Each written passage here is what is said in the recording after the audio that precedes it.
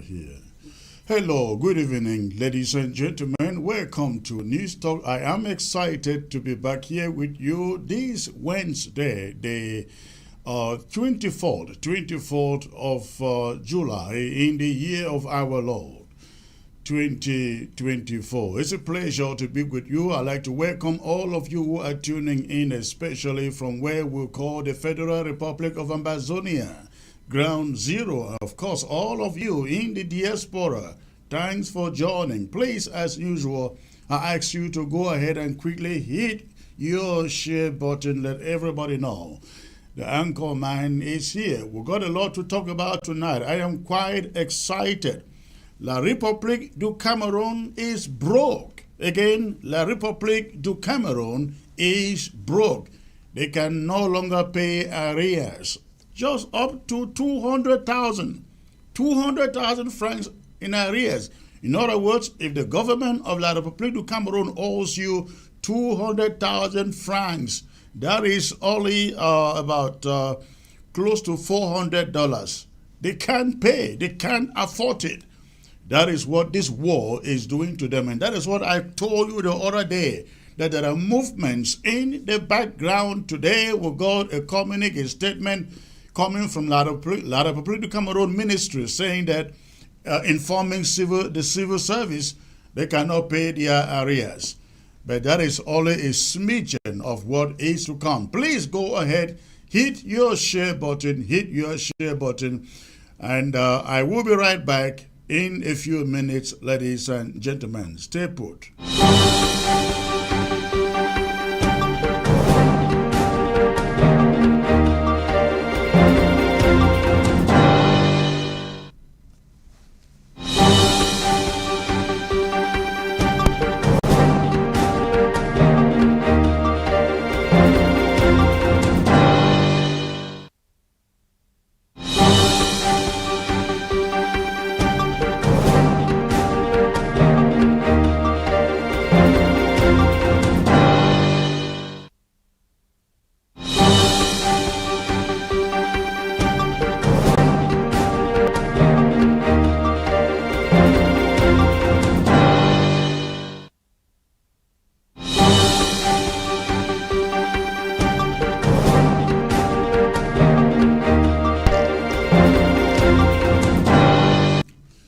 All right, thanks for tuning in, ladies and gentlemen. Please go ahead once more, hit your share button. Let us get the platform saturated.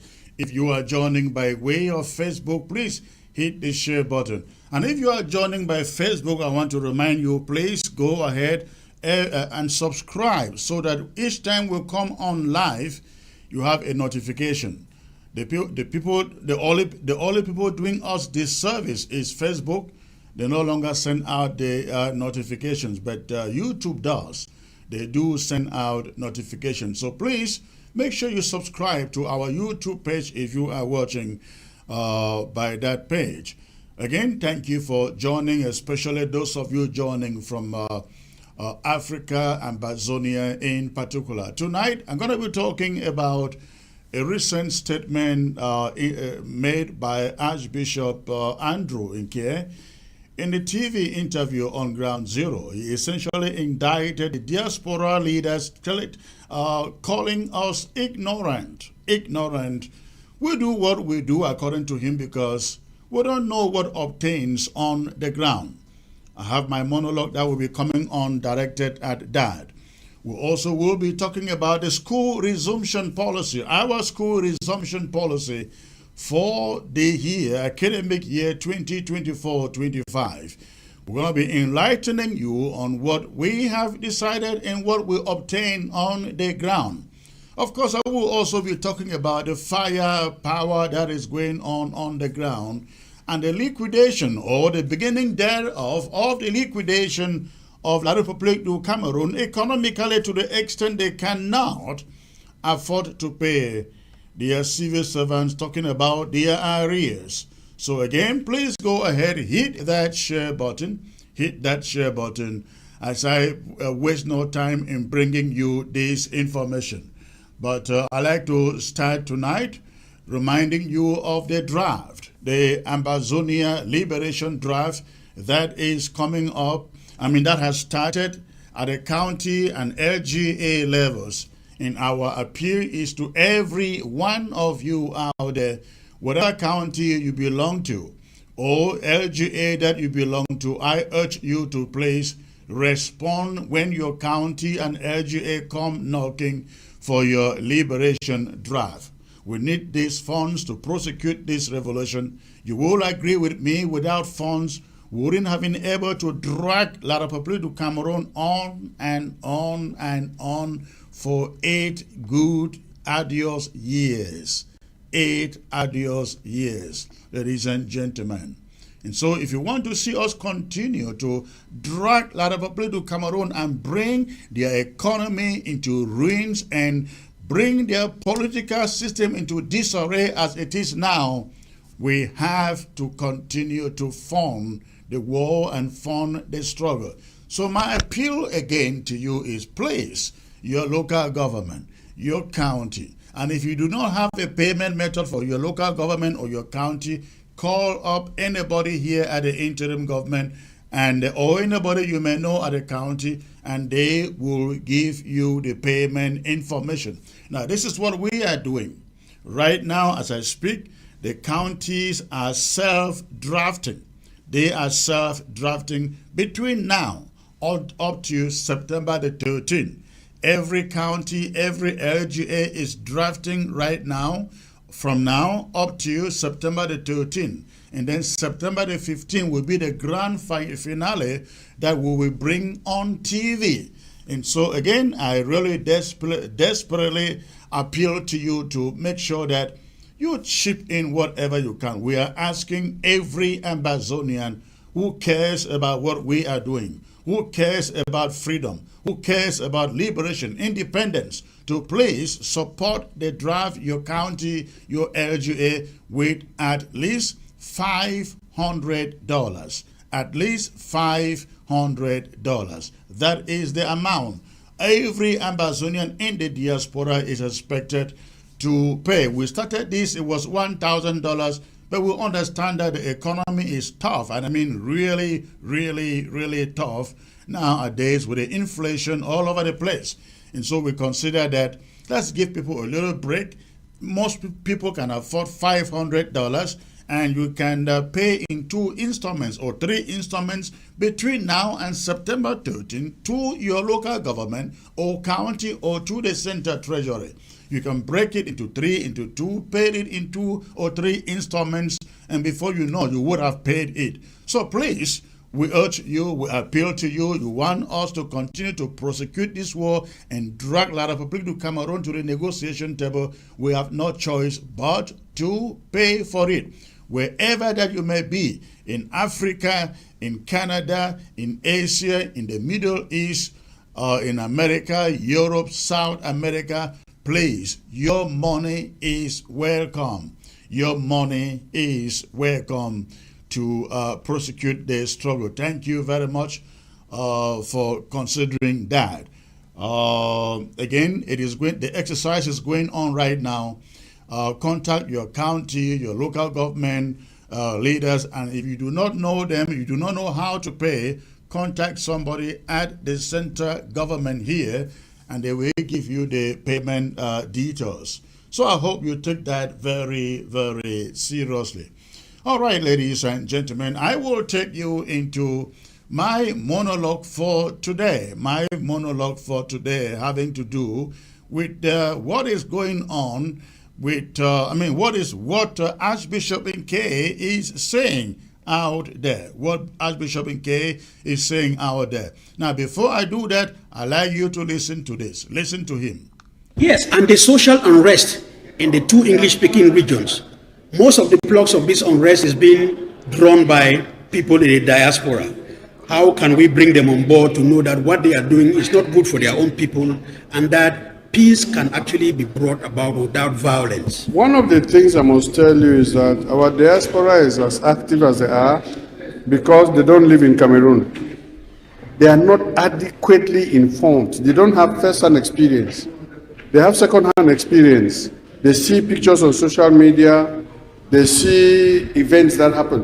When they kill people in Bamenda, I am the first to arrive the scene. When they burn people's houses, I'm the first to arrive the scene. So I'm talking from what I know. No matter how close these people are to social media, they don't have first-hand experience. And this is why some of them can say the things that they say. And I have always said, I will not be discussing Anglophone problems with people who are not on the ground, because they don't know what they're talking about. And what is the message you are telling them? I mean, how can they be brought on board for us to have this peace? Yes, one of the things is that we have been talking about dialogue.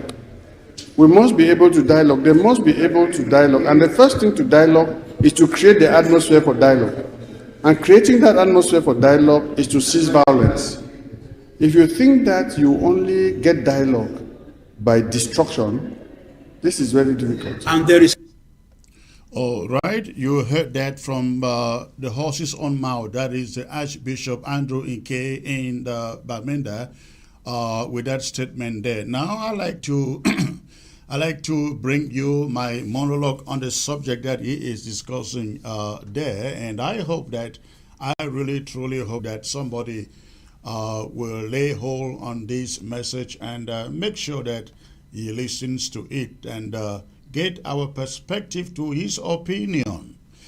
In a recent interview that you just watched there, ladies and gentlemen, conducted by a local reporter in Amazonia, Archbishop Nkea once again revealed his contentious nature, presenting his proposed solutions to the ongoing conflict between Cameroon and Amazonia.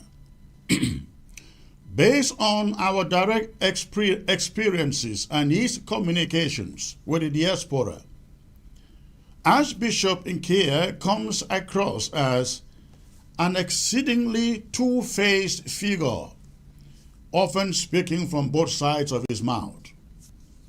When asked about involving the diaspora in discussions to resolve the conflict, Archbishop Nkea dismissively replied, and I quote, They do what they do because they don't live in Cameroon. They are not adequately informed," he said. "They don't have first-hand experience. They have second-hand experience," end of quote. Archbishop Inke further asserted, and I quote, "When they killed people in Bamenda, I am the first to arrive at the scene. When they burn people's houses, I am the first to arrive at the scene. I have always said I will not be discussing the Anglophone problem with people who are not on the ground," he said. He continued, "They don't know what they are talking about," end of quote. The Archbishop's comments raise serious questions about his sincerity. Is he merely striving to be politically correct, or is he profoundly dishonest? Diaspora members who have lost loved ones and property to both La République du Cameroun soldiers and rogue Amazonian elements, they understand the devastation firsthand. The diaspora leaders he disparages are deeply informed and genuinely care about the people, arguably more than himself. Why Archbishop Inke relies on reports from his parishioners. He has rarely, if ever, visited the thousands of bereaved individuals within his own bishopric. In this interview, Archbishop Inke made the following statement, and I quote, "People come out with this argument, there can be no peace without justice. And I tell them that they are mistaken," end of quote. He attempted to support his claim by comparing the conflict to the political fight in America between Republicans and Democrats, stating that, and I quote, "Despite their disagreements, they don't kill each other," end of quote. The Archbishop's analogy is not only flawed, but also dangerously simplistic. Comparing political disagreements in America to the brutal war in Amazonia is like comparing apples to oranges. In America, politicians debate policies. In Amazonia, it is a war where people are fighting and people are killed in war. When asked how the war should be brought to an end, Archbishop Nkea suggested, and I quote, "You promote an atmosphere for justice when people can look at each other in the eyes and talk." End of quote. However, the justice he envisions is rooted in the context of one Cameroon, a notion we have long rejected and whose citizens we have denied also. His vision of justice and normalcy is not in alignment, ladies and gentlemen, with the justice we seek. Archbishop Nkea yearns for the return of the status quo within a united Cameroon. But the underlying motive is clear: power and control. The Archbishop understands that a free Amazonia would strip him of his aspiration to become a cardinal and the leader of the Roman Catholic Church in Cameroon. His influence would be diminished, and the promotion he covets might never materialize. This is the fundamental reason, ladies and gentlemen, Archbishop Nkea will never, ever support a free and independent Amazonia. The stark reality is that Archbishop Nkea's motivations are driven by personal ambition rather than a genuine desire for peace and justice. His attempts to discredit the diaspora and downplay their experiences are part of a broader strategy to maintain his influence and secure his position within the church hierarchy. The diaspora first-hand experiences of loss and suffering provide them with a profound understanding of the conflict. They have lost loved ones. They have lost homes and livelihoods to the violence perpetrated by both La République du Cameroon soldiers and rogue elements within Amazonia. This personal connection to the conflict gives them a unique perspective and a deep commitment to seeking justice and freedom for Amazonia. In contrast, Archbishop Nkea's involvement appears superficial, to say the least. Why he claims to be the first on the scene of atrocities, his actions suggest otherwise. His reluctance to engage with the diaspora and acknowledge their experiences reveals a disconnect between his words and actions. The Archbishop's comparison of the conflict in Amazonia to political disagreements in America is not only misguided but also insulting to those who have endured the horrors of the war. The conflict in Amazonia is not a mere political dispute, let's note that. It is a struggle for survival and self-determination. Comparing it to the political bickering in America trivializes the suffering of the people and undermines the gravity of the situation. Archbishop Nkea's call for dialogue and justice within the framework, ladies and gentlemen, of one Cameroon ignores the root causes of the conflict. The people of Amazonia have long rejected citizenship within a country that has oppressed and marginalized them. Their fight for independence is a fight for their fundamental rights and freedoms. Archbishop Nkea's vision of justice, which seeks to maintain the status quo, is incompatible with the aspirations of the people of Ambazonia. It is crucial, very, very crucial, to recognize that Archbishop Nkea's position is not just a matter of personal integrity, but also a reflection of the broader power dynamics at play. The Church, the Catholic Church, like many institutions, is deeply intertwined with political and social structures. The Archbishop's stance on the conflict is influenced by these dynamics and his desire to maintain his standing within the Church. The diaspora, on the other hand, remains committed to the cause of Ambazonian independence. Their experiences of loss and suffering have only strengthened their resolve to fight for a free and just Ambazonia.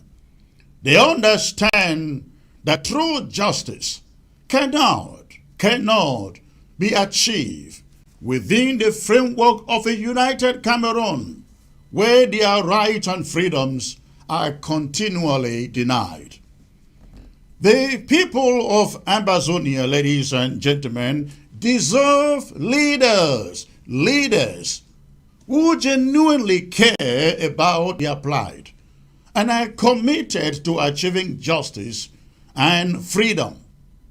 The people of Ambazonia deserve leaders who understand the gravity of their situation and are willing to fight for their rights. Archbishop Nkea's actions and words suggest that he is not such a leader. The people of Ambazonia will continue to fight for their rights and freedoms, undeterred by the dismissive attitudes and flawed analogies of figures like Archbishop Nkea. Their struggle is a testament to their resilience and determination to achieve justice and independence for their homeland. And that is my talking point today, ladies and gentlemen. I am being joined by Comrade Dennis Atem. Comrade Dennis, if you can have your camera situated in the landscape, please.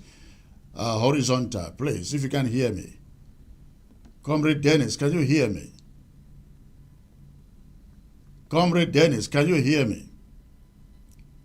I think he is frozen there. All right, I also have with me, ladies and gentlemen, Dr.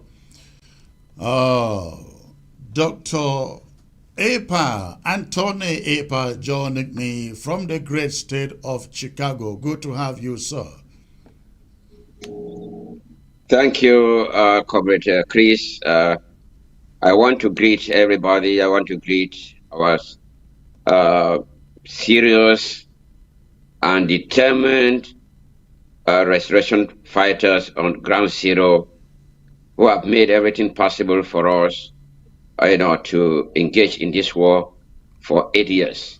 And I want to greet all those who are in jail, all those who are in refugee camps, all those who are living in bushes, all those who are in La République du Cameroon area as refugees, and all those who are in the diaspora. I think today will be a very good day for us to discuss about these issues. Thank you very much. All right. Thank you. It appears like Comrade Dennis is frozen, and I can't get him yet. I hope that he reconnects and join us. But let's get back to the statement from Archbishop Andrew Nkea, talking about his own way of resolving the conflict in between Cameroon and Ambazonia. He basically dismisses the diaspora as, saying they don't know what goes on the ground. They are ignorant. They don't understand. He will not engage anybody in the diaspora to providing solutions to the Anglophone crisis, as they call it. What do you make of that? Let me play that statement again, please. Let me play that statement. Let's play that statement again. We'll stay put there. Yes, and the social unrest in the two English-speaking regions. Most of the plugs of this unrest is being drawn by people in the diaspora. How can we bring them on board to know that what they are doing is not good for their own people, and that peace can actually be brought about without violence? One of the things I must tell you is that our diaspora is as active as they are because they don't live in Cameroon. They are not adequately informed. They don't have first-hand experience. They have second-hand experience. They see pictures on social media. They see events that happen. When they kill people in Bamenda, I am the first to arrive the scene. When they burn people's houses, I'm the first to arrive the scene. So I'm talking from what I know. No matter how close these people are to social media, they don't have first-hand experience. And this is why some of them can say the things that they say. And I have always said, I will not be discussing Anglophone problems with people who are not on the ground. I will not be discussing Anglophone problems with people who are not on the ground. And when killings take place on the ground, I am first to be on the scene. Bishop Ipa, if you know better, maybe you remind me. I can only remember, I can only recall one incident on the ground when 10 people were killed at Nacho Junction in Bamenda. That was the only incident I saw Archbishop Nkea showing up and offering prayers for the disease. And don't forget, the people killed there were said to be Francophones, not even Ambazonians. When Ambazonians are killed, he doesn't show up. When Francophones are killed, he show up. Do you see this Archbishop as a very honest man? No, Comrade Chris. When you look at the way he's even speaking and the way his face is placed, you will realize that he is not very steady within himself. Maybe he was not prepared for that interview. So he decided to be lying. In fact, it is only one occasion, as you have described, that he went out to pray. And he knows that in Bamenda, when people are killed, he is not there. He knows that. And the people in Bamenda know it. But he is there telling that type of lie. And the people of Bamenda knows that he's telling lies. So that goes to him. Now, the next thing is that he says he will not speak with people in the diaspora because they are not well informed, according to him. Yes, we are not on ground zero, as he has said, for us to get first-hand experience. What experience does he have, he who is on ground zero, when he is only in his office, and he also see things only on social media, like us? What difference does it make? So you would also again realize that he is not telling the truth. But if he will not say anything to us who are in the diaspora because we do not have the first-hand experience, why does he move around trying to discuss with us? How many times has he come to see us? That's an important question, because that is what you will not tell anybody, right? He came here twice to come and meet with us. And he will not tell people in Cameroon that he came and met with us here in the United States, in this government, for God's sake. You see, you also mentioned about leadership. You should know that there are different types of leadership. Adolf Hitler was a leader. Paul Biya, the killer, is a leader. Muhammad Gandhi was a leader. Nelson Mandela was a leader. What type of leader is he? So he should be the type of leader whom I consider dubious transactional leader. Dubious transactional leader. He has not even reached up to the point of being a transactional leader, but he's dubious transactional leader. All right. I don't think Doc, he can even get to the height of transformational leader. Doc, you hold on in there. Let me bring in Comrade Dennis Atem King. Comrade Dennis, I want to believe you are able to hear me now. Do you take Bishop Nkea really seriously, or you think he is just being politically correct? Comrade Chris, thank you for asking me the question. I think I'm a little bit worried about Bishop Nkea because his whole view of the issue is upside down. First, by claiming that those in the diaspora are ignorant. Secondly, he says that you can have peace without justice. And then he goes on to talk about when people are killed on the ground, he's the first to be there, and so on. It seems to him that these killings are supposed to resolve the reason why the war started or what. I don't understand him, really, to tell you the truth. I think he's one of the most ignorant people in this whole analyzing. They even tell the truth more than he is doing. So we are surprised that he is going out to say these things and doesn't seem to understand why there is this conflict going on. He also says that he is calling for dialogue, conditions for dialogue, and so on. He is too cowardly to mention that it is the Amazonians who have been at all the various peace initiatives waiting for La République du Cameroon to appear in Switzerland and in Canada. He cannot call out La République du Cameroon, which is the one running away from dialogue. So you see that really this man has some other motive for talking because he is not talking the truth and he knows it. He knows it. He knows it. Now, look at his context of justice. His context of justice, he knows that he is wrong, but he keeps saying, we've got to be able to look at somebody eye to eye before we can talk about justice, peace, and justice. He quotes the example in the U.S. where political leaders fight and differ on policy, and he compares that to our case in Cameroon. Is that not disingenuous? No, okay. Let us just ask the bishop. Can Ambazonians assemble peacefully in their own territory and discuss the Ambazonian conflict? Can they do this? Let us ask the bishop. Let me speak. Okay, if the bishop were genuine, why can't he even say, in this condition, let the people of Ambazonia speak for themselves? Can he say that?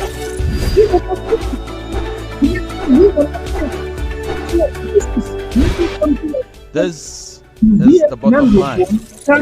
Anymore. So lively about the situation people are being killed.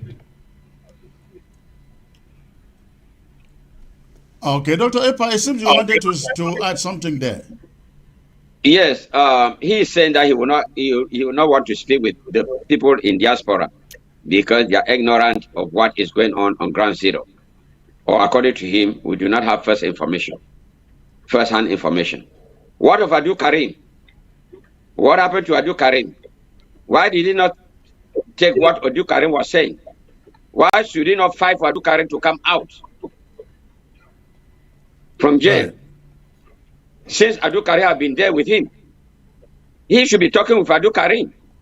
Why should he not tell La République du Cameroon to release even Adu Karim and those who have been on ground zero, who are not taken from Nigeria, but those who spoke the truth and they are in that jail? You see, that is why many popes, bishops, archbishops, priests, pastors are not in hell. Are in hell right now, as we speak. And that is why people like Martin Luther Nkea for talking to the bottom decided line. You are the president of the Cameroon Episcopal Council and the Archbishop of the evils about Catholic Church. These are the people who disgrace the name of Catholic Church. But he goes and preach in church, for God's sake. That is why salvation is personal. Let me tell the people on ground zero, if you go to church, especially those members in the Catholic Church who are in the Catholic Church with me, and others who are either in Presbyterian or whatsoever, Baptist and the rest, When they are reading the Bible, maybe it is rare for most of you, my parents, my brothers and sisters, when I know go school, when none of you read Bible. When they talk the Bible for preaching, when I listen, fine.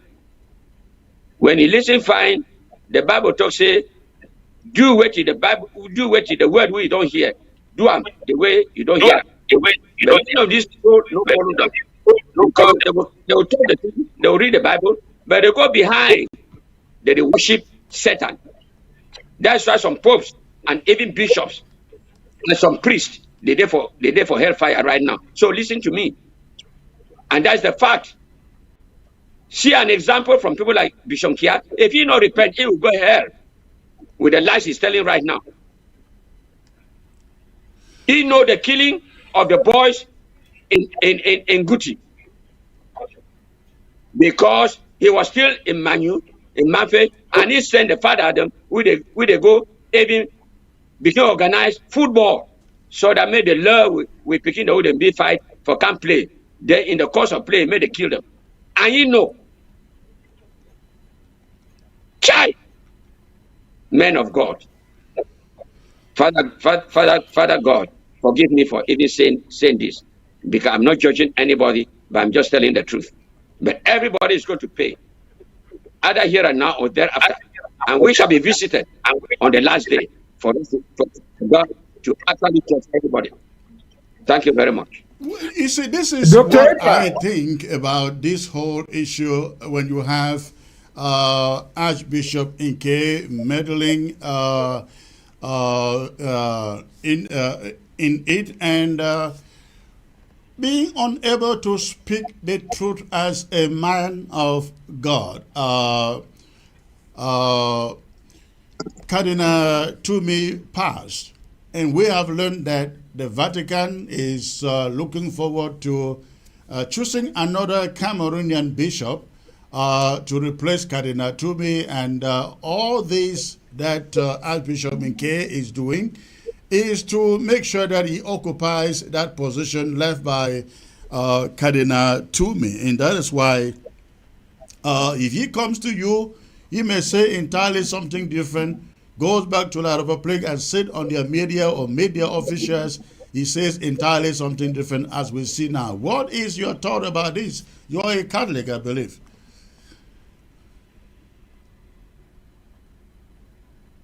Oh, is it me? Yes. Yes. Comrade Chris, and let me tell you one thing.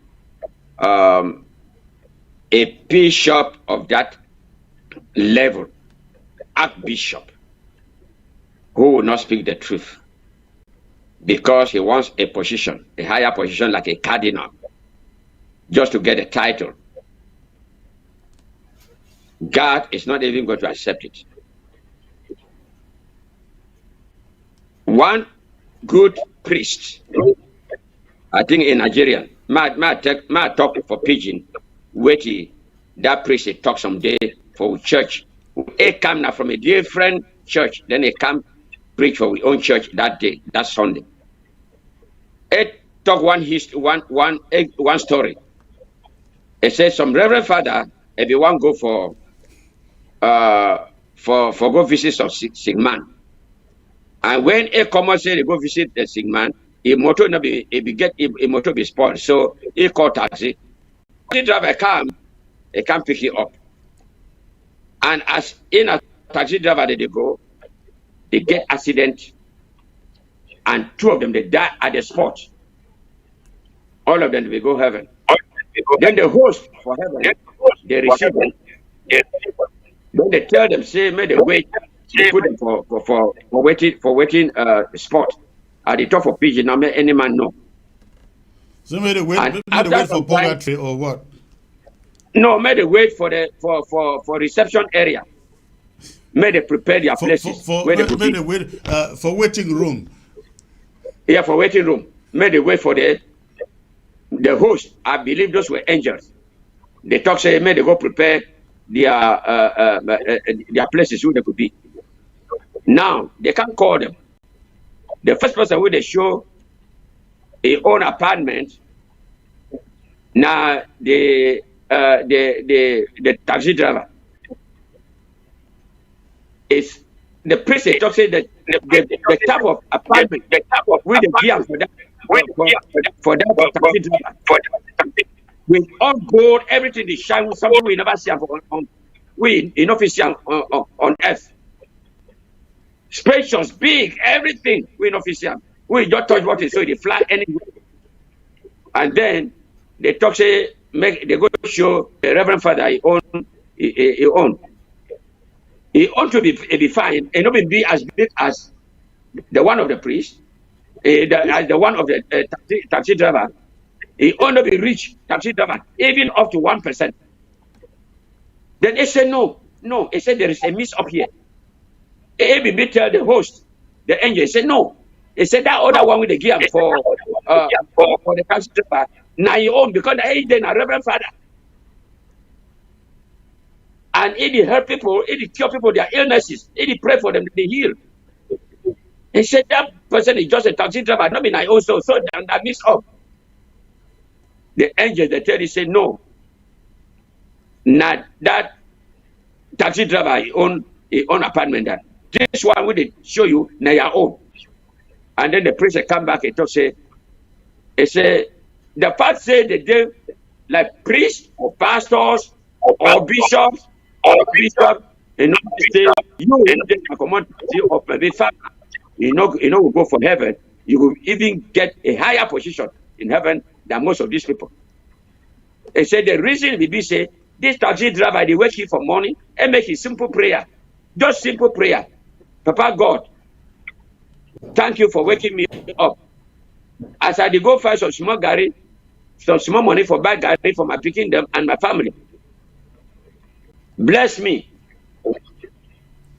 Give me small money this day as I go out. Cover me with your precious blood, Jesus. He make his most simple prayer ego. He not to cheat anybody. You can't enter a taxi, he come up for you, but he can't open the taxi for you. He not to take extra money for you. You dash him money, say no, you know want to he said no, just take him. Or you push up for you, then you say, okay, thank you. All right, Dr. But I think that story done too long. We don't get enough time. Yes, so I there. Finish. Okay. Then he talk say, he said, being a priest or pastor or bishop, archbishop, now other people they take their own vocation like teacher. Others they take vocation like farmers or taxi drivers. So every vocation it be the same. Now for the end, and people they clap for church. For Catholic church people don't they always clap. They clap. Why people they stand they clap? So may we not hear all this thing with Bishop Nkea and our people they say, oh, now bishop, now archbishop, oh now you go another God. You read Matthew chapter 7, verse 13 and 14. Jesus command the apostles say, enter through the narrow gate. Because the narrow gate it will lead you to heaven. Not enter through the wide gate. The wide gate it will lead you to hell. All right. Okay. Let me get to Dennis, please. Let me get to Dennis. Dennis, when you hear the way Archbishop Inke speaks, and again try to speak from both sides of his mouth, and then in the midst of this, we hear background rumors of the Vatican developing interest to mediate between Ambazonia and Cameroon. Do you trust that anything that goes to the Vatican, considering the kind of messengers they have in Archbishop Nkea, can we have a fair mediation coming up, hosted by the Vatican? First of all, Comrade Chris, you remember that at one time when the bishop was coming, the Pope was coming to Cameroon, there were a lot of speculations that he might develop some interest and try to help resolve the problem. But you are making a big mistake, because go back to history. The Catholic Church, the hierarchy in the Catholic Church is known for cooperating with dictators all over the world against the freedom of the people. With Hitler, with Mussolini, with all the dictators in history. So Bishop Nkea is just following the path of his superiors in the Catholic Church. The Catholic Church is more interested in power than anything else. So we understand that. We understand that. So it's not something that we should be mistaken about. So Bishop Nkea is going around making this kind of statements, knowing that he is not telling the truth.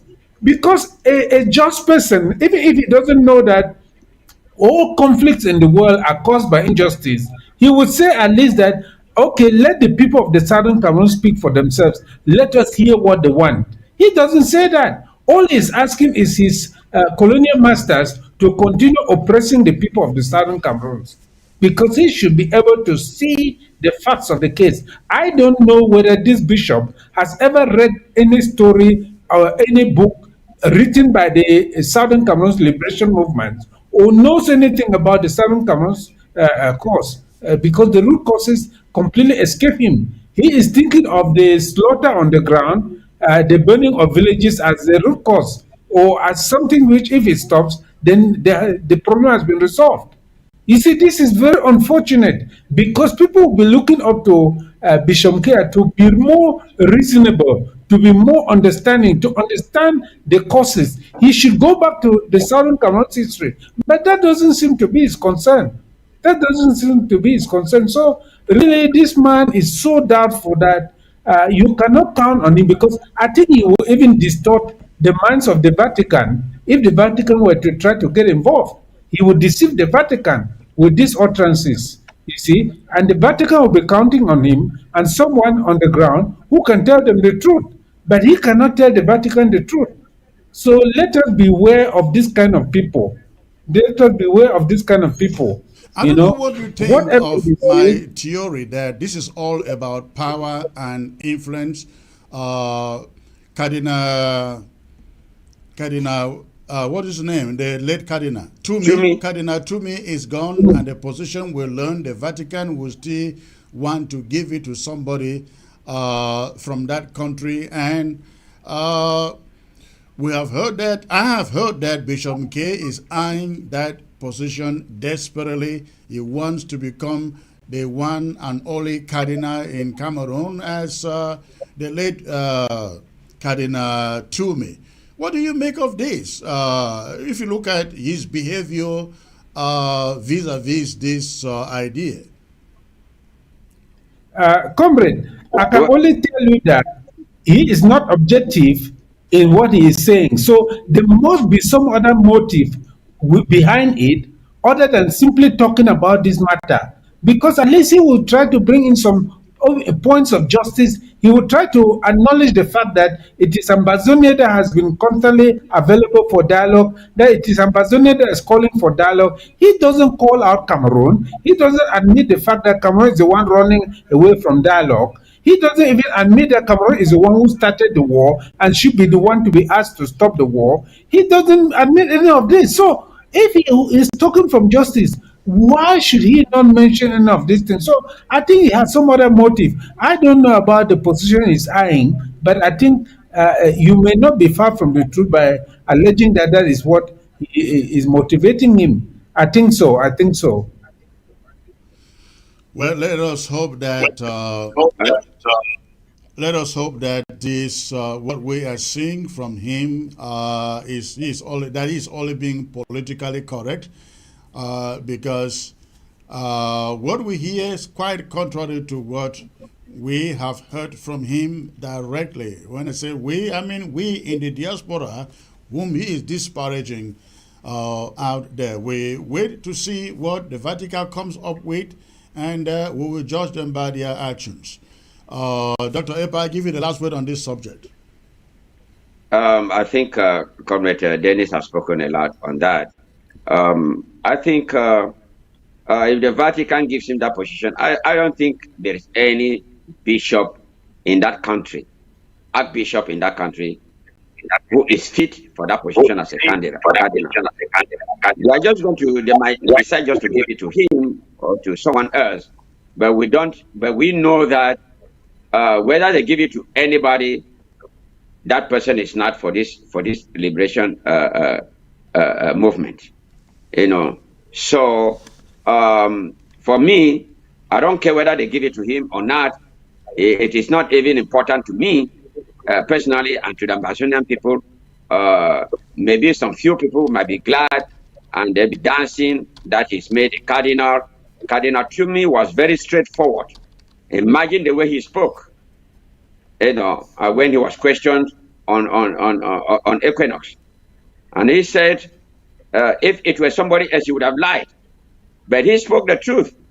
He said the survey they made, they did not even include independence or separation.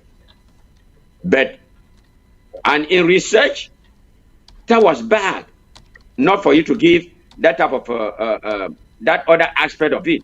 But he spoke the truth, that they left it out intentionally. But people who needed independence were over almost 70% or more. So, but if it were this guy in Nkea, Archbishop Nkea, he would not have said anything. He would not have even mentioned anything about the survey. As I see him, he's such a liar that I cannot believe my head. That is a bishop or archbishop.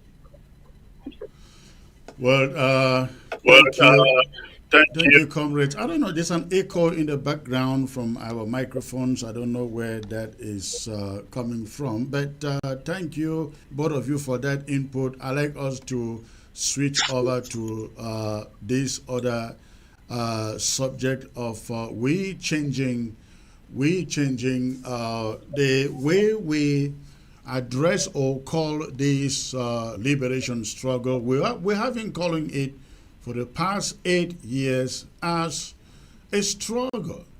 When you look at it, many people have looked at that appellation. I remember a guy that I invited to talk to, one who had some money in his pocket who could sacrifice to us, and the first thing he mentioned to me, that was about a year ago.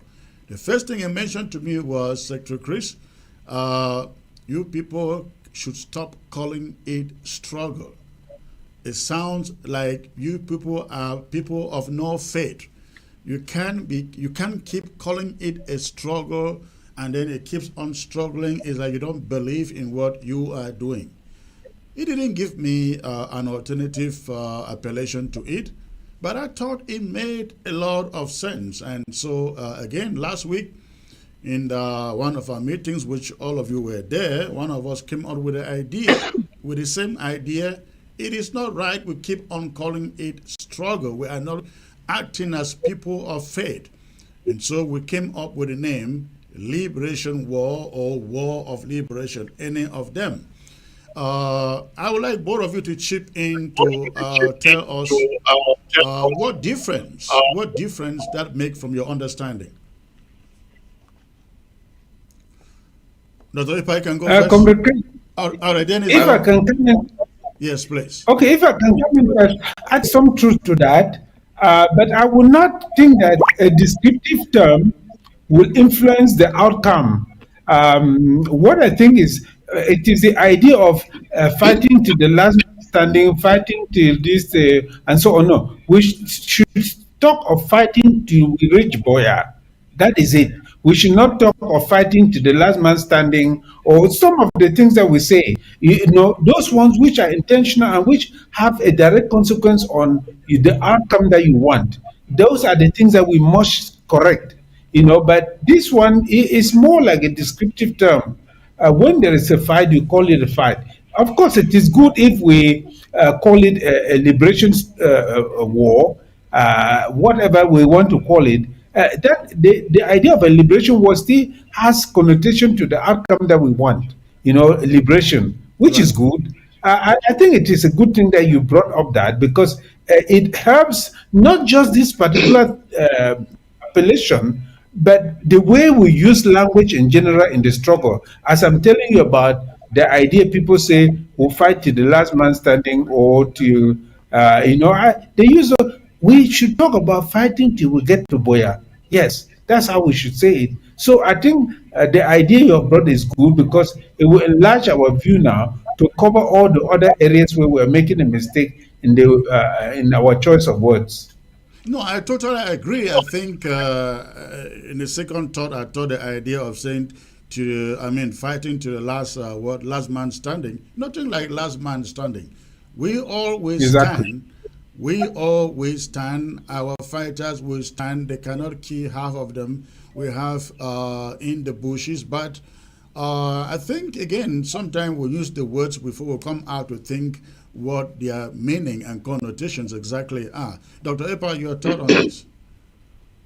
Yes, I think that at this point you have brought up is very, very important, and Comrade Dennis has spoken about it, which is good. I just want to add that, you see, it is not good for us to say something which is negative. We have realized that those two aspects of fighting until the last man standing and then the struggling, fighting for the struggle and all that is not good because it translates into what the devil uses. The devil uses what comes out of your mouth. If you say you're going to die today, the devil will say, hallelujah. That is good because that is what the devil wants.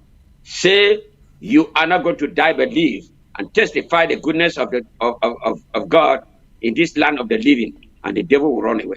So let us just avoid those negative aspect of what we used to do. As we have already identified, God is going to bless us. Thank you very much. And it's a matter of faith too, fighting and believing that victory is sure. Correct. We hope that our people will take note of that and begin to speak faith. It's a matter of faith. We combine faith with action and allow God to come in between and deliver us. It is a liberation war or a war of liberation. That is all what it is. I observed a discussion in one of our fora this morning where somebody was asking, are we fighting for independence or fighting for restoration? I thought that was quite intriguing. Because at the beginning of this thing, we talked about restoration. We're fighting for restoration. Somehow accurate, but I would say we haven't gotten independence in the real sense of the word as prescribed by United Nations standard. And so when we say a war of liberation, we are fighting a war of liberation that gives us our complete independence. Not a sham we had between 1961, not a sham we have in 1961 and then abrogated in 1972. And I really hope that our people get to come to terms with this. We are fighting for independence, not just restoration, because you can have the restoration of 1961, which was a two-state federation between Ambazonia and a lot of people to Cameroon. They can give us that back. Would you take it for independence? Of course, it is not independence where you don't have a flag flying at the United Nations. That is not independence. Complete liberation means we get our autonomy, our independence, and have our own flag flying at the United Nations in New York. All right. I don't know if Dennis wants to say something there. No, I think I'm okay. That is very correct. That is very correct. All right. Let's move to well, again, this. I also have something to add there. Yeah, go on, please. You see, the United Nations, whatsoever they did, and they voted for independence in April of 1961, was April or so. Okay.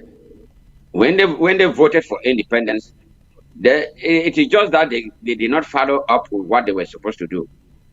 I don't think they are going to go back again and vote for another independence.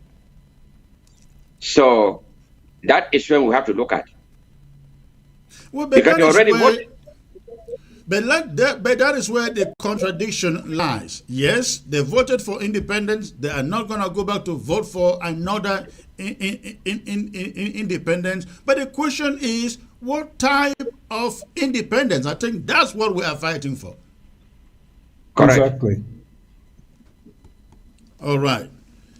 Let's get to this school subject. We have discussed this and we reviewed our school policy last week in our cabinet meeting, and we also had a joint meeting of some leaders and stakeholders in the struggle to review the 2024-25 school resumption policy. We agree that our policy will not change.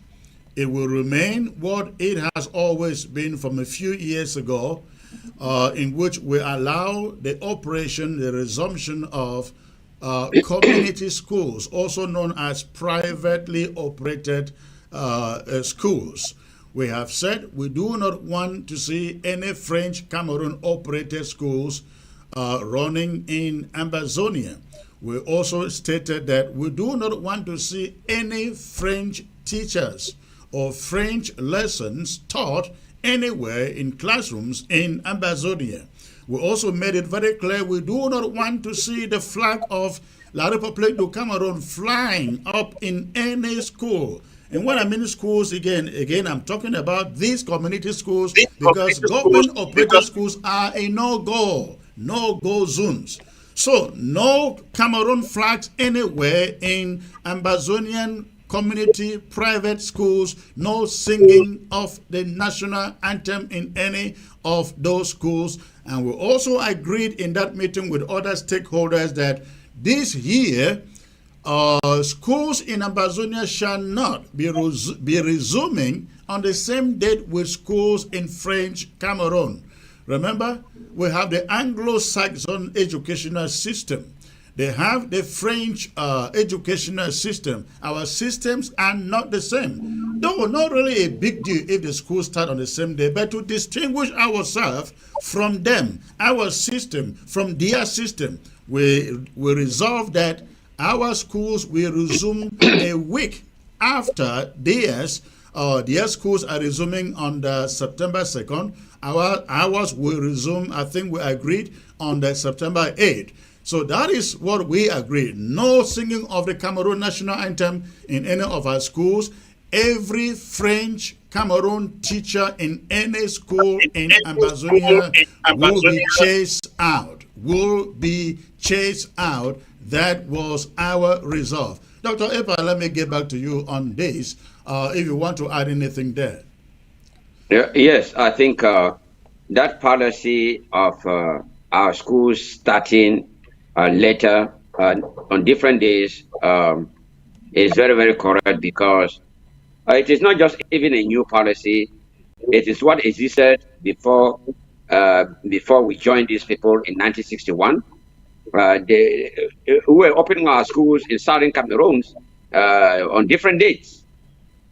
Meanwhile, the French Cameroon, they were opening their own schools on a different date.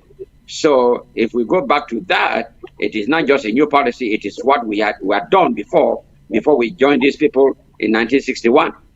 So it is very, very correct that we don't need to have the same date of schools reopening. Also, with the French teachers and the French lessons being taught in the elementary and primary schools, elementary and the secondary schools, or even high school, that policy is very correct. It is not because we don't want our children to learn other languages. It's because French Cameroon, by what they have done, is a cause for concern, because they were bringing the French language only as a means of assimilation. And we don't want that assimilation policy any longer.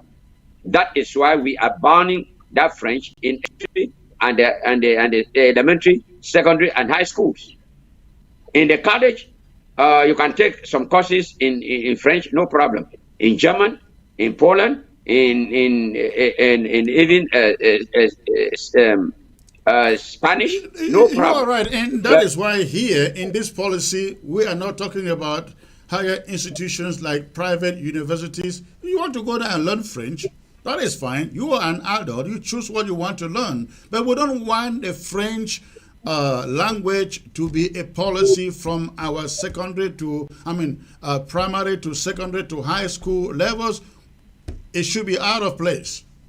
Dennis, let me get Correct. to Dennis. I know you know this history so well.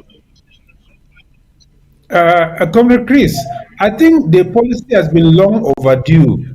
It is not only stopping French. If you listen to our younger generation, listen to the pronunciation of R. It has been francophonized. When some of them are speaking, you think these are francophones who have learned English. No, but they are Hold on where there. Hold on there. Hold on there. I had a debate with a journalist who said the pronunciation of mayor is mer. Mer. Mer, that's a French word, isn't it? of course, it is. I It said, is. no, you go and look at your dictionary. It said mer because Francophone pronounce it as mer. Mer. Instead of mayor, they said mer. That is French. That's what our people have Yes. been made to believe that that is what it is. And that is why we don't want our children learning French and getting these pronunciations wrong. They are so lazy to even know their own English language. When I was in Yeah. secondary school and high school, we were asked to write critical essays on maybe literature in English or history, and you would believe what what secondary school, high school students write. They wrote like university students. But you go back there and ask a high school student to write an essay, you will wonder whether you went through even from one. But go on, Dennis. So I'm saying that the policy has been long overdue. We should go after their magistrates, after their teachers, and ensure that none of our children learn French at this lower level. If they become adults and want to learn French, fine. But you see, we have been talking and they have been going ahead with their assimilation policies as if nothing is happening. And we never paid attention to this fact. So I believe that the policy we have taken is right. We should bring down, like you see, instead of A of C saying taxi color change, if A of C had said bring down all French signboards, I Right. think people will be happy to do that. Yes. Yes. People Or bring if taxi C color says change. we don't want French in our classroom, we will say Bring yeah. down all We will French jump behind it. signboards. Yes, exactly. They should bring down all French signboards and so on. Those are policies that we have to adopt. No act of sabotage is too small. If you can just paint it, paint it. If you can bring it down, bring it down. But you see, we have to go to the extreme to make sure that we realize our goals. Because you see, they are continuing with the assimilation. The magistrates are still there, the teachers are still there, and every day we hear that they shoot Ambazonians. We don't hear a single French teacher that has been targeted or a single French magistrate that Exactly. has been targeted. So what is all this? I don't understand what our policies are. I don't understand what our policies are. So really, this is something that we should do. We should do. We should put an eye on this matter and get it done. Yes, we have to do that. I really want to hope that school administrators on ground zero, they hear us, students, you hear us. Any school having French teachers and French lessons, please report to us. Let us know which school. We will give Yes. no warning. There will be no warning before those schools are shut down. We have to, if we want freedom, independence, liberation, we have to start practicing some of those things. Not stupid things like taxi color change that really does nothing, but put people in harm's Taxi way. color But change, no. these are some Bring down practical all things French signboards. we can begin Yes. to do. Exactly. Dr. Ipa. Let me just add one thing, and let me advise the administrators of those schools. Fellow brothers and sisters who are from southern Cameroon and Bazonia, and you are administrators in those schools. I'm an administrator. My PhD is in education administration and leadership. I have been a teacher in Cameroon and a headmaster, and I've been superintendent of schools here in the United States. In fact, the regional office that I was a superintendent is the second largest regional office of education in the United States, with 143 school districts and over 700 schools. I've also taught in a lot of universities. And I would tell you, don't be deceived by La République du Cameroon. Our children need to learn the real history and know what is important to us, the Amazonians. Do not violate these policies that were made, because you'll be in trouble for nothing. It is not taxi color change. It is what is important to us right now. And what is also good for our kids, our children. The problem we have is that some of them have gone to La République du Cameroon and they are going to schools there. It is absurd. They are being franconized,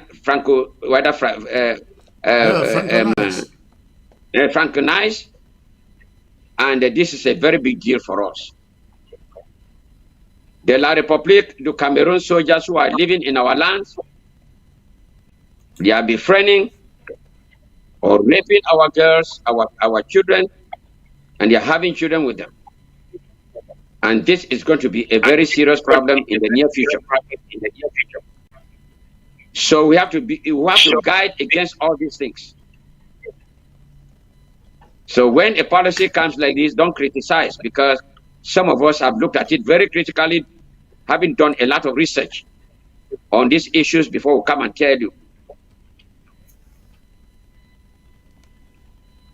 My problem is even the lawyers who also went and protested, but finally after some time, they have gone back to those courts because they have even joined La République du Cameroon as if nothing has happened or nothing happened in the past. It is terrible. And that is why a person like Professor Lumumba of Kenya said that Africans have a short memory. They easily forget what affects them. They said Africans have forgotten about slave trade. They have forgotten about colonialism. They are even forgotten about neocolonialism and all the theft that has been done by other countries, especially Europeans and the United States, a country where I am now. We should not forget of what has happened. I'm speaking to the lawyers now and even the teachers. Don't forget what you went out and then protested. And some of you were killed. And I'm glad for those who have continued to remain firm for these 8 years. And you have lost everything. Please make sure you do not put yourself in an arm's way for you to be targeted. You administrators of the schools. For the mission schools, like Catholic, Presbyterian, Baptist, because some of you want to support La République du Cameroon, my advice is that be careful. Do not go out and start blaming anybody. God knows that we have told you the truth. You go out and do anything, and you are targeted, that will be your problem. We have washed our hands. Thank you very much, Comrade Chris. All right, thank you. Let's move on to this last subject before I open the phone lines to hear from people from Ground Zero. In my presentation, in my speech, I think that was Monday, I stated that Cameroon is beginning to feel the heat of this war. And the only reason they are not going to the negotiation table is because, they are afraid to go and sit down and hear Ambazonia talk about independence. If we were left to the military option, they would give up. Or if we were left to the idea of just sitting down as one people, one power, one and indivisible Cameroon, they will quickly rush to us at this moment to compromise with anything. But realizing that we are not ready to compromise, they are sitting still and wondering and having their economy crumble. We received a letter from the Ministry of Education. No, I don't know whether I couldn't read that letter. I had it paraphrased to me, but it was coming from one of the ministry. I don't know whether it's Ministry of Finance or Education, but to the effect that those being owed arrears from 200,000 and above cannot be paid. They will not be able to receive those arrears. Thanks to this war. The question is, how long would they have to go before they realize that this war is devastating not just their economy, but even politically? Because right now they cannot hold elections because they are thinking, what are we going to do if we hold elections now? What do we do to Ambazonia? What will we do to Ambazonia? That is a problem. We've held them on a very bad position. Dennis, I don't know what you think about this, but I think that to me, I think that this is something that that should be an encouragement to us to keep on doing what we are doing, and even with more resources added to it. Dennis, please. Comrade Chris, we are dealing with one of the most backward countries, a country still in the Stone Age with a very dark mentality. Now, just compare Cameroon to what has happened in Kenya, where the people went out, protested, and the president came out and said, look, I am serving you. You have spoken, I have listened, I will not sign the bill. And he sat down and discussed with the people. Can you imagine that? We are in a country where our people came out peacefully, and what they did was to come out and shoot us. Can you imagine the kind of animals we are dealing with? Right. Just imagine. So, I think even though they are crippling, they are completely financially broke, but these are people who will not give up because of that. They will prefer to continue to suffer because they have deceived themselves that they have finally annexed the Southern Cameroons and that the Southern Cameroons will never go. But we are telling them that we are already gone.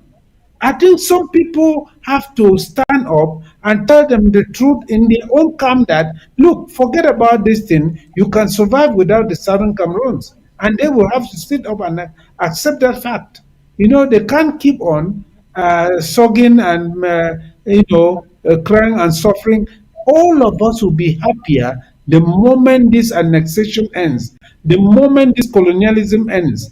These are Africans killing other Africans for no other reason than trying to be gods over them. Can you imagine? So really, we have a serious problem with these animals that we are calling people from La République du Cameroun. We have a serious, even Kamto is worse. Kamto is worse. Yeah. Kamto is worse. He will be like a monster if he ever came to power in that country. So, we have a challenge here to deal with these people in the maximum way we can. I just hope that more people will put down more money so that we reinvigorate this struggle. because I'm not satisfied with the level at which we are attacking them. No, because these are animals, complete animals. So I think that they are broke, they're financially broke, and you see what they are doing. They are moving everything that they said they would construct in Amazonia to their own country. Right. So, which is a strong indication to us that they now understand that they're wasting their time. They will have to go. They will have to Some go. people say taking the cement, the bitumen factory from Victoria to Kribi is an indication that they are very afraid these Ambazonians are actually leaving. Do you see it that way? Of course, that is what I've said. That they now know that they are wasting their time. Even if not today, it will be tomorrow. They know that they cannot continue like this. Go back to history and see that the struggle against colonialism will always end in favor of the people. So they know that no colonialism will survive forever because it's based only on violence and intimidation, nothing else. If they were to say you have the right to go to your territory, hold meetings and talk about your problem, the matter will be over tomorrow. Yes, because they prevent us even from talking to our own people. They don't even want our people to listen to broadcasts like this one. So they live only on intimidation, violence, and thievery. That's all. So let us be clear about this matter. So if that is actually the case, Dr. Epa, what else are they going to be taking to their part? CDC or what? Comrade Chris, you see, when you are dealing with the devil never gives up until after some time. You see, the devil will always fight. They know that Amazonia is gone. And they are trying as much as possible. They are a proxy to the French government that is telling them, just hang in there, we are behind you. After all, we are in the United Nations as one of the 5 members, permanent members. We are always going to support you there. And they are hoping that even as they know that Amazonia is gone, let them continue to steal and they commit violence with hope that, we might one day just say that we're tired of these killings. We are tired of poverty that have been cursed to our people. We are tired of this. And then our people will say, we give up. But our people are standing strong. They have the faith because they believe that what they are doing is correct. They will not allow a foreign country, a Wondobeti chop broke pot, for them to come and take over their own land, which God gave it to them.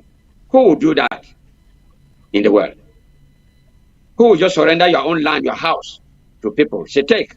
Thank you very much. I don't want to fight anymore. Nobody. So what they are doing now, is for them to continue to steal, as Dennis has said, and maybe make some other money, like in Bakassi and the rest. The British have signed up, all those contracts they have had with the British and the French and a few other companies, the Chinese, for them to continue to support them in a way, having some hoping for nothing. But even those countries will one day come to realize that they have failed, because when God steps in, God has already stepped in, but He's giving them a long rope to draw. But when that rope will come to an end, you see that they will collapse. La Republic will be the poorest country in the world if they don't take note. It is better for them to come now and negotiate. Yes. That's why they don't want to let you go. Conrad, please stay put in there. We're going to open the phone lines now. When we come back, we'll open the phone lines. Remember, before you call in, make sure that the volume of your television set is turned down before you will call. I'll be right back with your phone calls.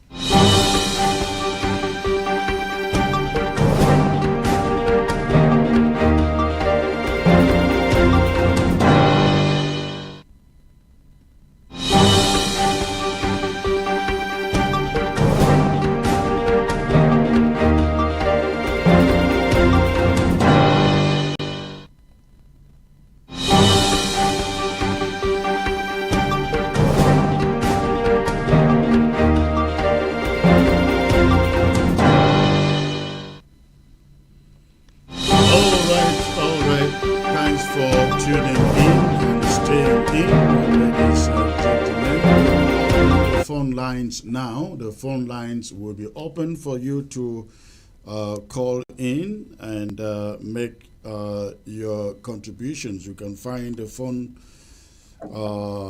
number right there on your screen. Go ahead and call anywhere you may be using WhatsApp. The number is there. Okay, I think I got the first caller here. This is Sama Thomas. Hello, sir.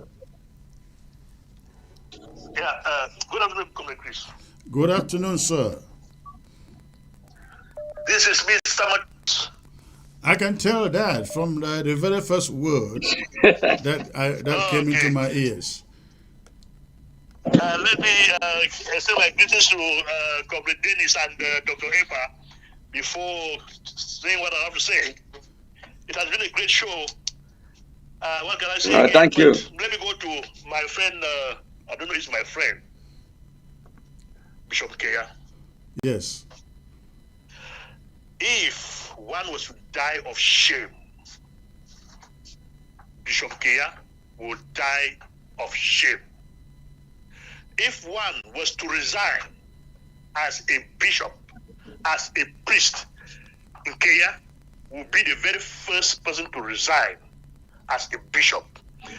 Nkea learned nothing from his predecessors like Vazakov and Fontaine Eswa. These were people who could stand or stood with their people to defend them. But for Nkea, I am sure what Nkea is defending is for Atananji to come and give him another SUV to be riding on the streets of Bamenda. Let me ask Bishop Nkea, was Archbishop Desmond Tutu not a priest? Was Alan Bosak, Reverend Alan Bosak of South Africa, were they not priests? Were these guys not leading demonstrations against the apartheid system in South Africa? Which demonstration has Nkea organized in the southern Cameroon, so in Bamenda where he resides? After seeing all the massacre, the genocide that is going on in the southern Cameroon, so in Bamenda, as you want to calling himself an Anglo fool, being the fool he is. So can he organize a demonstration to protest against the killing of the Anglo fools, of which he is one, and he calls himself a priest? What kind of a priest is that? That cannot stand up for his own, for the people? He is shepherding. Is he really a shepherd? Nkea should go and die in the bush. That is where he belongs. Anybody that will go to kneel before Nkea to bless him, that person, him or her, that person doesn't know what he is doing. That person better blesses his or herself, and God will accept that blessing than going to kneel before Nkea for any damn blessing. He has sworn his sons to the devil, and his blessings cannot serve anybody on the planet Earth, or in the southern Cameroon in particular. I yield. Thank you, sir. Thank you. That is very, very strong opinion, and I want to believe that is an opinion that is also held by so many Ambazonians. But thank you for the call. Thank you. Okay, the line is open. Go ahead, call in and make your contributions, make your voice known. Okay, let's get to the next caller here. This is Ground Zero. Hello. Hello, comrade. Hello, sir. Where are you calling from, please? I'm calling from Oyo County, Ground Zero. Boyo County, Ground Zero. Wonderful. What is on your mind, sir? Yeah, thank you very much, sir, for your great work. Greetings to you and all your panel. Thank you. I have this to tell Ambazonians all over the world. We are winning bigly. We are winning bigly. You have said on your show right now that La Republique is down. Really, they are down. They have no money. There is nothing. The World Bank just announced last week that La Republique will be the poorest country in the next coming year, 2026. That's they have nothing in their coffers. That's interesting. I never they heard have that. completely nothing. We are aware of what is going on. Let's keep on the firepower. Let's keep on funding. Let's keep on pushing forward. They have nothing again. They have nothing in their coffers. They are even preparing to borrow money from foreign investors. 616 billion. That's the rumor that is going on now. That they want to borrow money from foreign investors. 616 billion. So we are winning and we have won already. So let's just do the finished touches. The draft that is coming us, please, Ambazonians, we should draft. Let's draft. Yes. Thank you very much. Thank you very much for your great work. Thank you. Thank you. You know, one thing have a blessed night. Thank you, sir. One thing I keep telling Ambazonians is that this war is ours to lose, not La Republic, because we have all the time to prosecute this war. La Republic doesn't have the time because it takes a lot of money. And if they are running out of money now, tell me if they can still prosecute the war for another 3 or 4 years. They cannot. That country would have to declare bankruptcy before they do that. Hello. Hello. Good afternoon or good evening. This is Dr. Metuge. Good evening, sir. Dr. Metuge. Yeah. My own contribution is about the language, the French language. Yes, which, sir. As the comrade said, it's been overdue. We would have found the language long ago.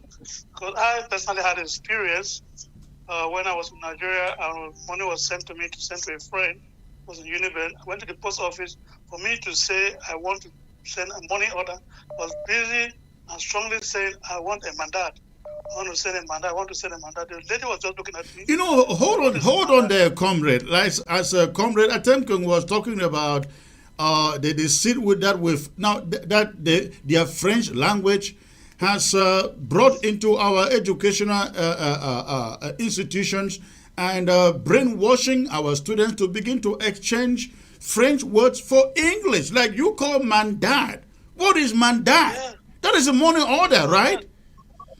Money order. It was only written But there, we grew money order, up. and I We grew up. Busy insisting.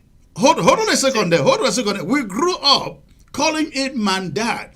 We will be in school and we will be waiting that somebody will send us a mandat. We are waiting for letters to be read after school and we're hoping that there will be a mandat in there. If you ask us in those days what a mandat is, we don't know. We will say mandat instead of calling it money order. And that is what they have done to our system. Yeah, that is it. Go on, please.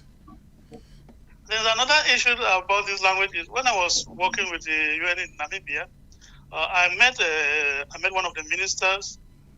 When we were talking, he hated this language called the Boer language.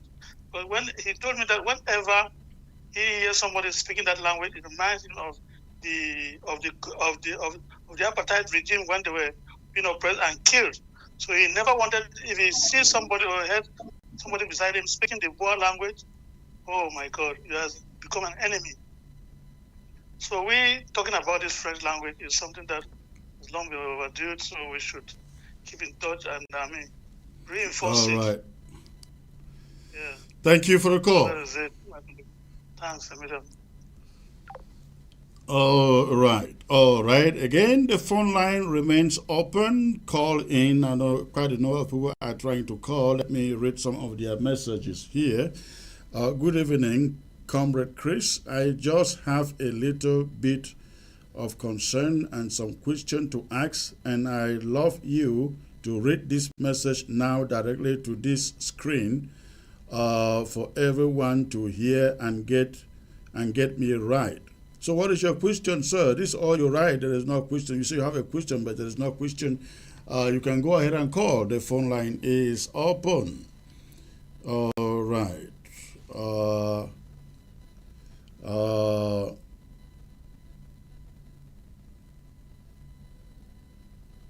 Okay.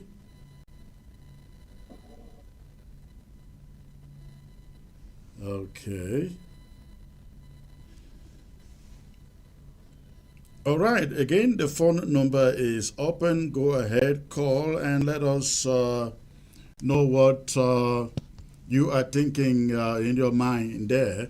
But before, while I wait for your call, I just again like to remind every Ambazonian watching and listening from every part of the globe that we have launched our liberation draft. The liberation draft is going on right now. Every county and every LGA is drafting between now and September 13. Again, every LGA in county, they are all drafting between now, as I speak, all the way up to September 13. And then the grand finale will happen on the September the 15th. But you are expected to draft in your local government or county. And then when they come on the 15th, they will only have to announce what they have drafted from the county or raised from the county. That's the way it's going to be this time. Hello. Hello. Hello. When you call, make sure that the volume of your set is tuned down. When you call, make sure the volume of your set is tuned down, please, as I can hear you. Hello. Good evening. Turn down the volume of your set, please, and focus on the phone. Hello. Hello. Turn down the volume of your TV and focus on your phone. Yeah, I've done that. All right. Where are you calling from, please? Yeah, I'm calling from Meme County, precisely in Kumba. Wonderful. How is K-Town doing today? Yeah, this time is cool. All right. What is on your mind, sir?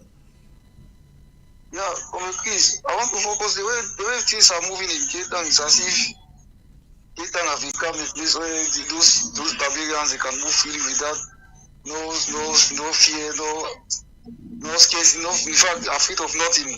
So I don't know what is happening. Okay, no, don't be worried. As far as K-Town is concerned, don't be worried about it. We have some very, very strong fighters in town there, and they are working on something that, of course, I cannot announce on TV. But don't be worried about K-Town. Okay, because I, for one, I'm also well prepared to be among. Well prepared to be among? Yes, sir. All right. You call me after the show, anytime after the show, and let me know a little bit about you. Okay, sir. All right. Thank you for the call. Thank you. Thank you. Okay. So again, the drafts are going on LGA to LGA, county to county, and every one of us is expected to put in $500. $500. And the good thing is that you can split it into 3 or into 2 between now and September 13 to pay. After September 13, the grand finale will take place on September 15. On September 15, all the LGAs, the counties, will all gather together on television here, and every LGA and every county will announce what they have raised within these 2 months for their draft, for their liberation draft. And again, I can't say this enough. We can only continue to prosecute this war for as long as funds, money continues to come in. And please, I hope you are not one of those out there saying that their thing. None of us out here is doing this for ourselves. We don't earn a salary. We don't earn a dime. We're just doing this for the fact that if we don't do it today, that moment may never come again. As I said the other day, there is not a period in history where we have gotten to where we are today in this struggle. We have never gotten here. And if we are here, let's hold on to it and make sure we hold it to the end. and get a lot of people to Cameroon off our neck. Now, I also want to encourage you, please, we have Amber Dues website. We are looking up to at least 5,000 Ambazonian subscribers on that site. Ladies and gentlemen, if we had 5,000 people subscribed to amberdeals.com, only for $10 a month, only for $10 a month, that would be giving us 50, am I correct? Yeah, about $50,000 every month. Every month, not every year, but every month. And we will never have a need for any draft.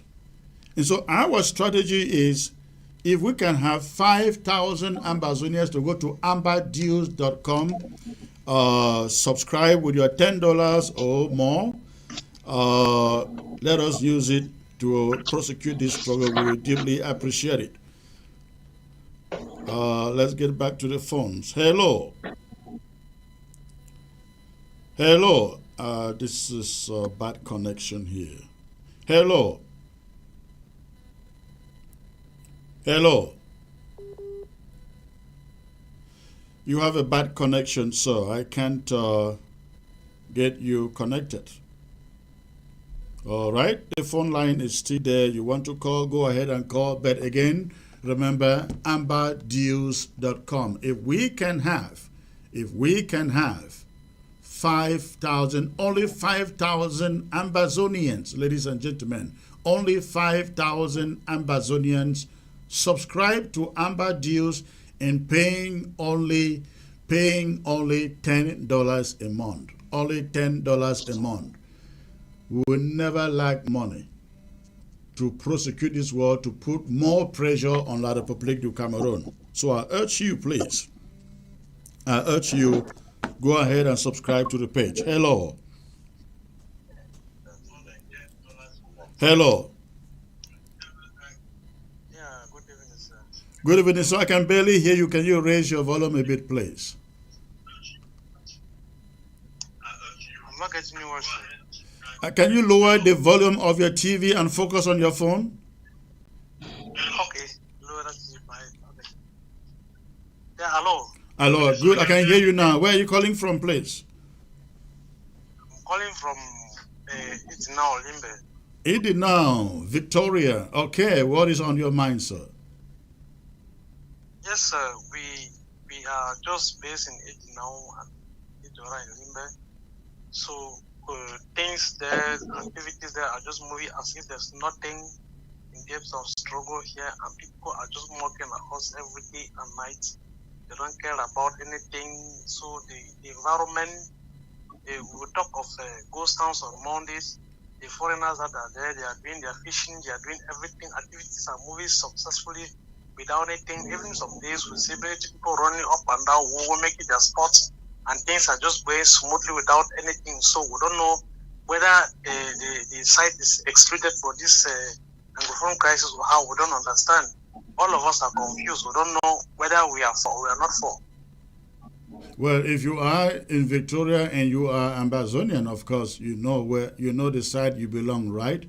As far as the other people, the foreigners, francophones, are concerned, listen, we know what goes on in Victoria. Victoria and Nkea are two communities in this struggle that they think that they live in different countries. But listen, it's a matter of time. It's a matter of time. Because if La République was winning, we would say, okay, Victoria was already there. But at the end of the day, remember, if we cannot take every village, town, and city in Ambazonia, we don't have Ambazonia yet. And Victoria will not be left out. The time will come that those foreigners will begin to pick up their things and run away. And those lands they have grabbed from our people, they will, imagine it, they will leave it and run. They will surrender it. But I can always say that you guys will live there. Whatever you can do in your own little way, do not hesitate to do it. Hello. Okay, thank you, sir. Afetu. Then how for the issue of the contributions? So how do we do in order to get in touch with people with the contributions? Well, if you want to contribute from ground zero, I will suggest that send me a text. Send me a text, and I will send to people who will figure out a way of that happening. Okay, sir. All right, thank you for the call. I'll make it possible. All right, thank you. May God bless you. All right. So let me get back to you, Dr. Appa and Comrade Dennis. If you are still there, let's get the last word from you before we call it a day. I think Dennis is gone. I can't see. Yeah, Dennis is gone. Dr. Appa, I give you the last word before we call it a night. Secretary Chris, no, I'm sorry, President Chris. Thank you very much for inviting me for this show. Fellow Ambazonians, wherever you are, we know that most of you who are on ground zero, you are going through a lot of pains. And the last caller who have just called and asked about the payment method or the way that he can pay, I want to thank you so much. There are other people on ground zero that might also decide to contribute, but we don't hold you responsible for you to contribute. Why not those people who will say you pay liberation tax? But if you can contribute for the struggle, we'll greatly appreciate it. What would make La Republique go down on their knees in a short period is when we have the money and there is a lot of firepower. For now, they are buying time because according to them, they are not feeling a lot of heat. The heat they are feeling now, some of them are trying to ignore it, thinking that they will come back and bounce back when they make a loan. But I want to advise all the Ambazonians, especially in the diaspora. Most of you will say, that one I think. Do not regret tomorrow when people of even from ground zero who are feeling the pains are contributing so heavily. In fact, by being on ground zero, they have lost their businesses. Some of them don't have something to eat, but they are still contributing. You who God has brought out of that country and brought in the diaspora, especially America and in Europe, and you are making a lot of money, and you don't care about the struggle, thinking that others will fight for you, fight for the independence, the restoration of our independence, and then you come back and say, oh, we did it, where you know that you didn't do it. You'll be very sorry. There will be laws that will be put for those who are not contributing now, for you to contribute 100-fold. We will calculate the average amount of money that everybody has contributed. And that will be multiplied more than 10 times. Because the time that most of us are wasting, spending for this liberation movement, and the other financial contributions are enormous. Excuse me. So if you think you can always run on ground zero, pass through Douala, with your containers, go and make your businesses, you come into a compromise with the La Republique terrorists, army, and the administrators. Some of you, before you leave America, you buy them certain things. When you are going to your towns, give it to them, and they say you are not even in that you do not support the fight. You one day regret, because it will catch up on you one day. And that is how Satan deceives people. You are being deceived now by Satan, not to participate, not to contribute anything. And you think those who are spending time, their own time and money for this liberation movement are fools. But let me tell you, we are not. This struggle, I don't want to use the word struggle. This liberation movement is not for some of us. It is for our children, grandchildren, who will be born in the next 50 years, 100 years. And your own children and yourself. All right. Thank you, Dr. Ipa. Thank you very much for being with me today. Before I go, let me get this last caller from Ground Zero. You are muted, sir. I can't. You are muted. You have to unmute. I don't know whether you can hear me. Hello. Hello. Where are you calling from, please? I'm calling from Tombell. From Tombell. Okay, and what is on your mind, sir? So, thank you very much. I'm happy to hear from you people. Thank you. So, yes. So, you talked about school resumption. That's what really caught my attention. Okay. So, here in Tombell, the La Republique schools are operating anyhow. Everywhere flags are flying. Everything is moving as if there's nothing, that this part is not in Amazonia. So, and even on fight, I don't know where they are fighting, I don't know where they are, because nothing has happened again here in Tombe, like we are under conflict zone.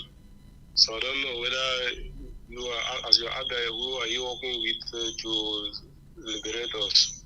As you have heard earlier here that we should call it now the liberation war, not a struggle. So yes. Here in Tombe, we don't know anything like that again. No ghost towns. On Mondays, we go about our usual activities. Nothing like Anglophone zone again. So the flags are flying. The government schools are going here very well. Nothing is like it's a crisis zone. So I don't know. Okay. We are working with your boy here in Tombe. Okay. Dr. Ipa, you want to say anything there before you go? Yes, let me just say something. Hold on, I'm talking to somebody to respond to you. Yes, Dr. Ipa, go on. Yes, the comrade who is calling from Tomber. I come from Guti. Oh, yeah, and Kupe Mwaninguba, in general, has been a disgrace. The fight have been fought by Nguti until of late. Then Nguti too is quiet because there have been pressure on Nguti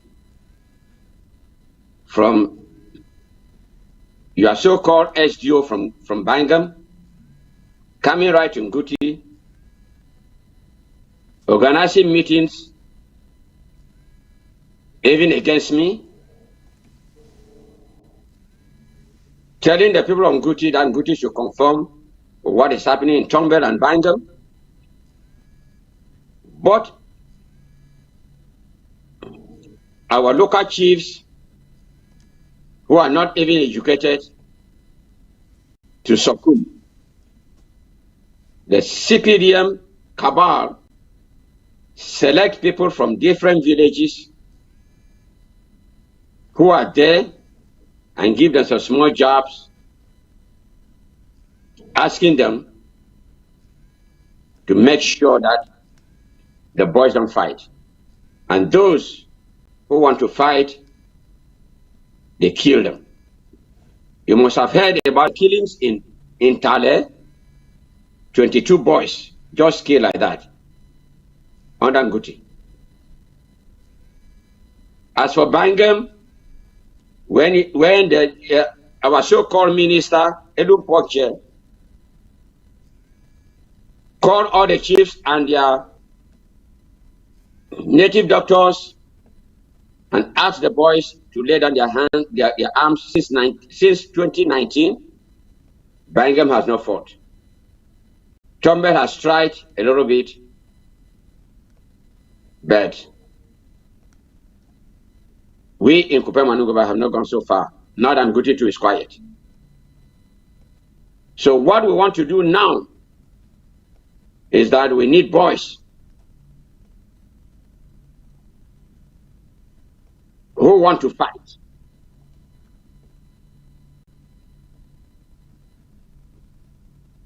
They know whom they can contact. Bangam has a local government area. They can call. Or call Comrade Chris, the phone number you have called now, and put a team together. And we shall support you. All right. Thank you very much. Thank you, Dr. Epa. And with that, we will call it an end of the show today. But before that, just before that, I want to remind you, Momoans are trying to get that county great again. Momoans are trying to get Momo great again. Many of you out there will recall that at the beginning of this struggle, the largest amount of funds for this struggle was coming from Momo. It was coming from Momo. And we also had some of the best fighters, talking about Commando and the rest, coming out of Momo. But suddenly the confusion came in, and Momo kind of went on slumber. But Momo is reorganizing. Momo is reorganizing. If you would love to support them, please join them. Join them in the very special rebuilding meeting that they have July the 28th. July the 28th, you can find it in that flower there. That meeting will be 7 p.m. I believe they will be sharing the link. It says it's a Momo Worldwide meeting. So please, I encourage you to join and support the Momo ones to get that county back up and great as it used to be. Thank you, ladies and gentlemen, for tuning in today. I look forward to being back here on Friday. God bless you all. See you again on Friday.